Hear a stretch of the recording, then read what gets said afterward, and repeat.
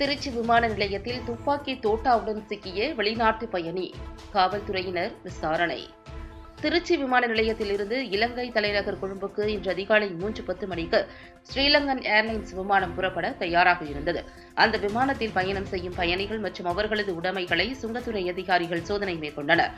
அப்போது வெளிநாட்டு பயணியின் உடைமையை சோதனை மேற்கொண்டபோது அதில் துப்பாக்கி தோட்டா ஒன்று இருந்ததைக் கண்டு அதிகாரிகள் அதிர்ச்சி அடைந்தனர்.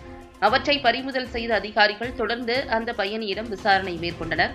விசாரணையில் அவர் கனடா நாட்டைச் சேர்ந்த அலெக்சாண்டர் டொனால்ட் வில்சன் என்பதும், அங்குள்ள மருத்துவமனை ஒன்றில் பணிபுரியும் அவர் தனது மனைவி பிரிட்டானி சீலியுடன் ரஷ்யாவில் இருந்து ஸ்கூட் விமானம் மூலம் சிங்கப்பூர் வந்தடைந்து அங்கிருந்து கடந்த 17ஆம் தேதி சென்னை வந்துள்ளார்.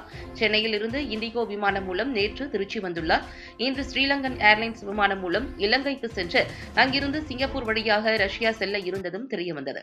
மேலும் அவர் வைத்திருந்த துப்பாக்கி தோட்டாவானது விலங்குகளை வேட்டையாடக்கூடியதாகும். அவரிடம் அந்த துப்பாக்கிக்கு உரிய உரிமம் இருந்தது. ஆனாலும் விமானத்தில் அபாயகரமான வெடிபொருட்கள் எடுத்து செல்வது தடை செய்யப்பட்டுள்ளது என்பதால் இது தண்டனைக்குரிய குற்றம். எனவே சுங்கத்துறை அதிகாரிகள் அவரை திருச்சி விமான நிலைய காவல்துறையினரிடம் ஒப்படைத்தனர். அவரிடம் காவல்துறையினர் தொடர்ந்து விசாரணை மேற்கொண்டு வருகின்றனர். திருச்சி விமான நிலையத்தில் கனடா நாட்டு பயணியிடம் துப்பாக்கி தோட்டா சிக்கிய சம்பவம் பரபரப்பை ஏற்படுத்தியுள்ளது.